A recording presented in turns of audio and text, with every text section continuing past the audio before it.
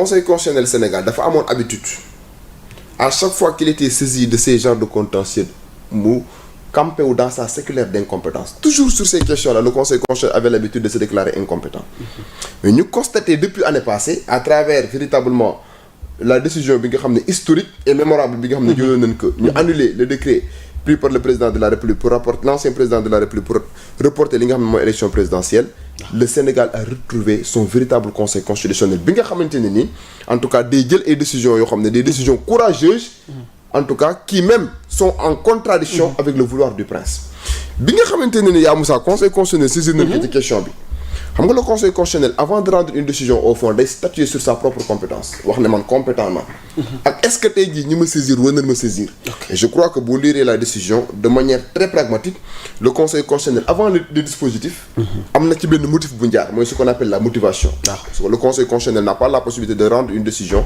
sans pour autant que la décision ne soit pas motivée wala corroborée par des règles de droit conseil constitutionnel ne loi interprétative bi rejeté wu ma ko à 100% là aussi je tiens à attirer l'attention des Sénégalais conseil constitutionnel weddiwul Pastef weddiwul Amadou Ba ah bon déedéet alors le conseil constitutionnel position du conseil à travers l'article le considérant 31 bi nga xam ne doyen rappelé na ko tout à l'heure conseil constitutionnel da ne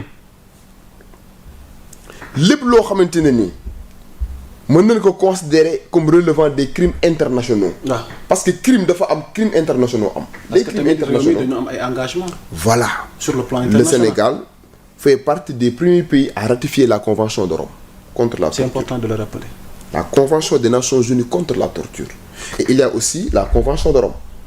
léegi bu fekkente ne par exemple yaa Moussa lire nga les dispositions en tout cas de cette convention là à travers son article 7 dan lay wax ñu ne les crimes internationaux sont imprescriptibles le caractère imprescriptible des crimes internationaux autrement dit à partir du moment où constaté nañ ci dëkk ay cas de torture crime contre l'humanité crime de génocide crime d'agression même bu fekkente ne en interne on n'a pas la possibilité de diligenter des enquêtes pour élucider l'opinion sur ces questions-là ñu xool ñan ñoo faat entre autres bu ñu saisir les juridictions internationales mën nañu retenir leurs compétences à tout temps et en tout instant parce que article 98 de la Constitution du Sénégal moo ne les conventions ou accords régulièrement ratifiés ou approuvés ont dès leur entrée en vigueur une valeur supérieure à celle des lois pourvu que pour chaque accord de son application par l'autre partie c'est un débat doctrinal boo xam ne day posé wu mais man am naa ci benn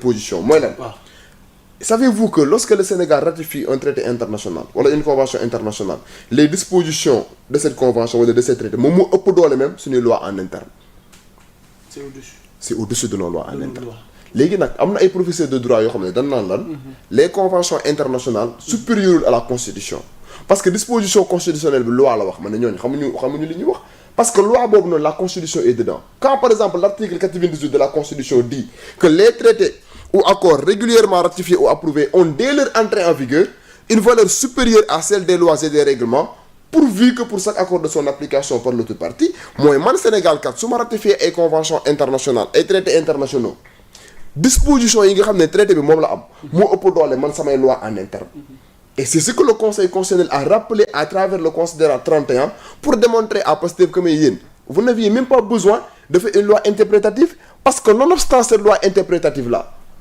même bu leen defuloon loi interprétative même bu laissé woon carrément la loi d'amnistie telle que ni ko fi président Macky Sall defee woon mënul nekk un obstacle pour poursuivre en tout cas ñi nga xamante ne ni les présumés auteurs et complices de ces actes ignobles yi nga xam ne perpétré nañ ko de 2021 à 2024 donc le Conseil constitutionnel semble dire véritablement à travers cette décision que loi interprétative bi ni en un moment donné amul sax sens parce que li ngeen ciy ragal amu ci lan ngeen ciy ragal ñu bañ a am possibilité poursuivre les anciennes autorités par rapport aux exactions yi nga xam ne def nañ ko ci Sénégal le Conseil constitutionnel nee na déedéet jaru ko woon parce que man le Conseil constitutionnel bi nga xam ne moom maay le gardien de la Constitution si samay disposition ci sama préambule dama rappeler l'impérieuse nécessité pour le Sénégal de respecter les engagements internationaux et parmi ces engagements internationaux il y a véritablement ay engagements yoo xamante Sénégal daf ko jël bokk ci pays yi nga xam ne ñoom ñoo njëkk a ratifier la convention de New York contre la torture léegi kon même bu fekkente ne en interne aucune enquête n'a été diligentée aucune procédure n'a été ouverte pour élucider l'opinion par rapport à ces circonstances yi am Sénégal de 2021 à 2024 loolu mënul nekk un obstacle à ce que tey jii ni kat ñu poursuivre devant les juridictions internationales ñi nga xam ne tey jii ñoom ñooy les auteurs présumés en tout cas de ces exactions là donc je peux dire sans risque de me tromper que le Conseil constitutionnel en rendant sa décision dafa éclairer en tout cas la lanterne de l'opinion par rapport au caractère imprécis de cette loi bi nga xam ne ni par le canal de la proposition de Amadou Ba nu ngi ko yoon jéem a interpréter donc l'interprétation à la matière n'avait pas sa raison d'être. je suis d'accord.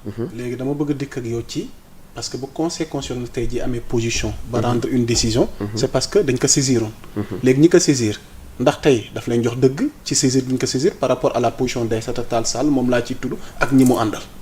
waaw xam nga bu ma waxee par exemple daf leen a jox dëgg jox na leen dëgg. parce que li tax ma wax ko mooy. léegi rek doyen Abdoulaye nga koy wax ñoom. tey jii mel na ni ñu ngi commencer di jubiler di kontaan. non wax ni enfin tey jii nii. yoon jox nañu dëgg ils n'ont pas besoin de se gargariser de cette décision du Conseil constitutionnel ñu bëgg ko appréhender comme une victoire ce n'est pas une victoire. Ah bon? C'est une victoire de la démocratie sénégalaise. non pas leur victoire. non c'est de leur victoire. mais ñoom ñoo saisir de. waaw xam nga par exemple ñoom li bu ñu saisir le Conseil constitutionnel. waaw pour wax ne la loi. dafa nekk en contradiction avec la constitution. waaw mais le Conseil constitutionnel à travers sa décision rejeté wul dans son entièreté la loi interprétative de. parce que le Conseil constitutionnel nee na y a non conformité par rapport à la constitution. oui mais c'est-à-dire dafa am benn article. article premier bi. waaw moom le Conseil constitutionnel wax ne dafa nekk en contradiction avec ses propres dispositions. exactement. mais l'esprit de la loi interprétative. Conseil constitutionnel daf ko confirmer xam nga la mooy esprit loi interprétative. allez-y édifiez-nous. mooy crimes internationaux yi. parce que li gën a intéressé l'actuel régime. mooy def de telle sorte qu'il n'y ait pas une impunité par rapport aux crimes internationaux qui ont été perpétrés au Sénégal de 2021 à 2024.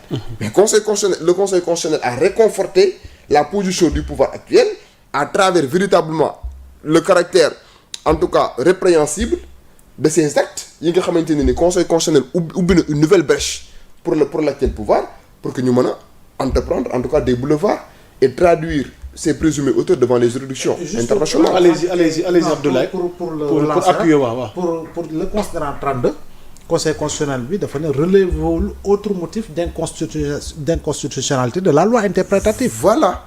article considérant 32 bi kon Abdoulaye est-ce que dogguma la du ma ñëw ak yow foofu parce que mel na ni le PM Ousmane Sonko mi chef de parti Pastef def na léegi une sortie texte ci page officielle am ca réseaux sociaux yi.